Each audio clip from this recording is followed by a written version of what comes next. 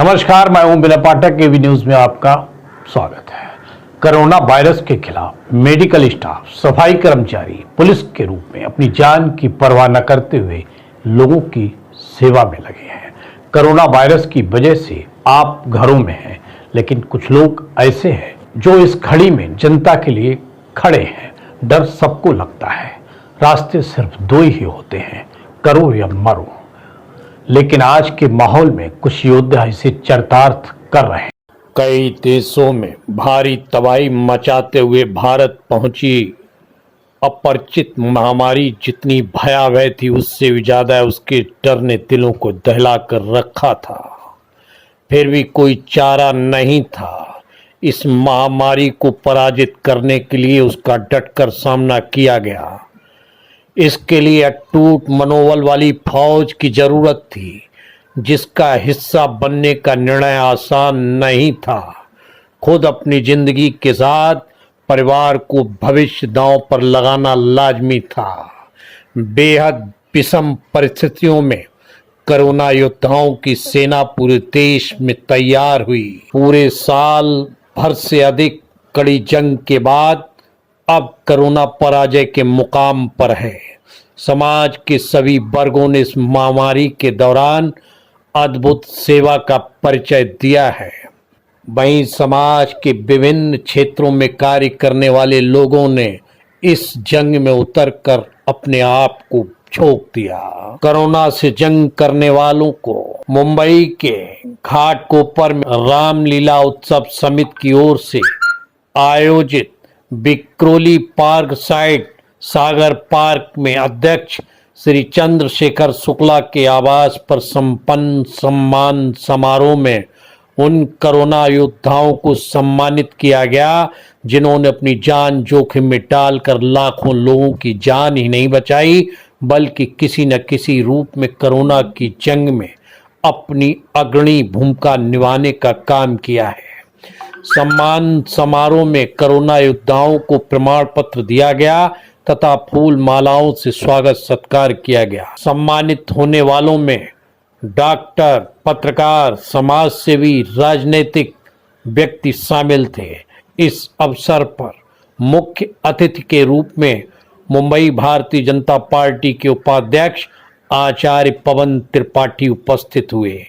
इसके अलावा रामलीला समिति के पदाधिकारी, कार्यकर्ता उपस्थित थे। इस अवसर पर भारतीय जनता पार्टी के उपाध्यक्ष आचार्य पवन त्रिपाठी ने कहा कि पूरी ताकत से कोरोना से लड़ने में जुटा हमारा सरकारी तंत्र अभिनंदन का पात्र है। साथ ही उन कोरोना योद्धाओं का नाम हमेशा याद रखा जाएगा, जिन्होंने जान जोखिम में डालकर समाज की सेवा की है। कई कोरोना योद्धा सेवा करते करते हमारे बीच से चले गए, लेकिन कर्तव्य पथ से पीछे नहीं हटे। साथ ही इन कोरोना योद्धाओं को सम्मान देने वालों को भी समाज हमेशा याद रखता रहेगा। आजाद जी, विकृत हो चले समाज में जब कोई आकृति बनाता है तो कैसा महसूस करते हैं उस समय? देखिए, यह तो भारतवर्ष की विशेषता ही है कि हम सभी लोग जिस संस्कार की बात करते हैं, जिस सभ्यता की बात करते हैं, जिस संस्कृति की बात करते हैं, हिंदू संस्कृति की जो हम सभी लोग बात करते हैं, वह हिंदू संस्कृति सर्वे भवन्तु सुखिनः, सर्वे सन्तु निरामया, सर्वे भद्राणि पश्यन्तु मा कश्चित् दुःखात् भवेत् वाली संस्कृति है कि जिस संस्कृति में सभी सुखी हों, सभी निरोगी हों, सभी स्वस्थ रहें, सभी के लिए मंगल कामना भी सुमंगल कामना करने वाली मेरी संस्कृति है। ठीक है, सभी जगह पर कुछ बुराइयां भी आती हैं, अच्छाइयाँ के साथ बुराइयाँ भी आती हैं।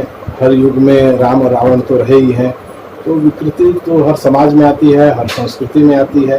लेकिन उसके साथ में जो अच्छे कार्य करने वाले लोग हैं, जैसे रामलीला समिति आपकी है, आदरणीय श्री चंद्रशेखर शुक्ल जी और उनसे जुड़े हुए सभी पदाधिकारी जो इस तरह से एक अच्छा कार्य समाज के लिए कर रहे हैं, उसकी सराहना है और उनका अभिनंदन है। रामलीला उत्सव समिति ने, जब आज आपने कहा कि जो अच्छा कार्य करते हैं, रामलीला उत्सव समिति ने आज कम से कम उन समाज के उन छटे हुए चुनिंदा लोगों को आज यहाँ बुलाकर सम्मानित किया, क्योंकि कोरोना काल है, ऐसे में सम्मानित किया। क्या कहेंगे रामलीला उत्सव समिति के? सर्वप्रथम मुझे भी उन लोगों ने सम्मानित किया, उन लोगों का बहुत बहुत आभार जो मुझे इस योग्य समझा।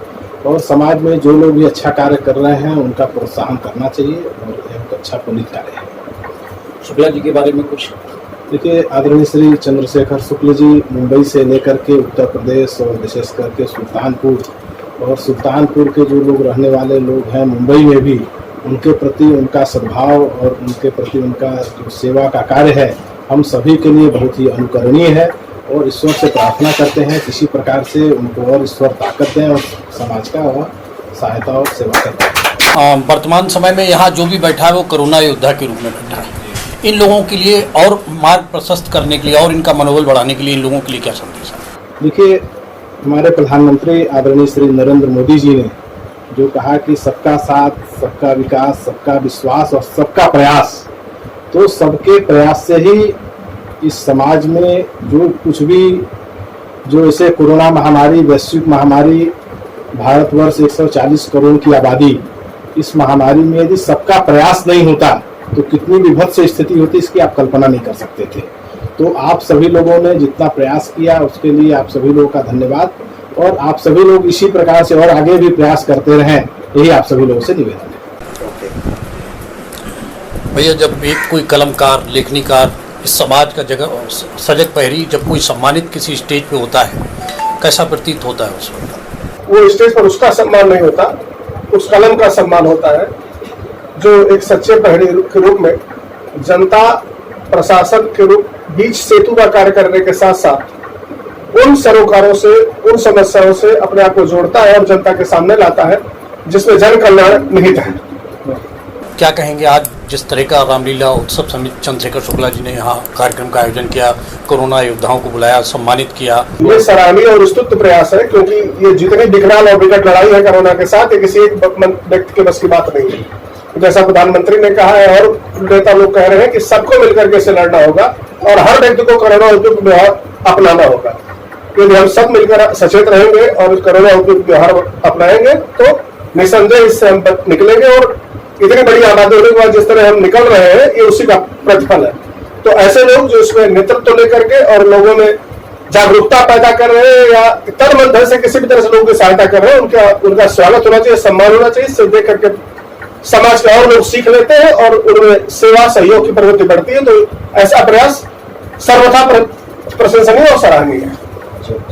शुक्ला जी, क्या कहेंगे आज जब रामलीला उत्सव समिति ने क्या मन में आया, कैसे विचार आया कि कोरोना योद्धाओं को बुलाकर कोरोना संकट में भीड़ ना होते हुए एक छोटे से कार्यक्रम में आपने इतने लोगों को सम्मानित किया है, विशाल हृदय, क्या कहेंगे इसको? विगत 54 वर्षों से श्री रामलीला उत्सव समिति तरह तरह के आयोजन, जन कल्याणकारी आयोजन करती रहती है।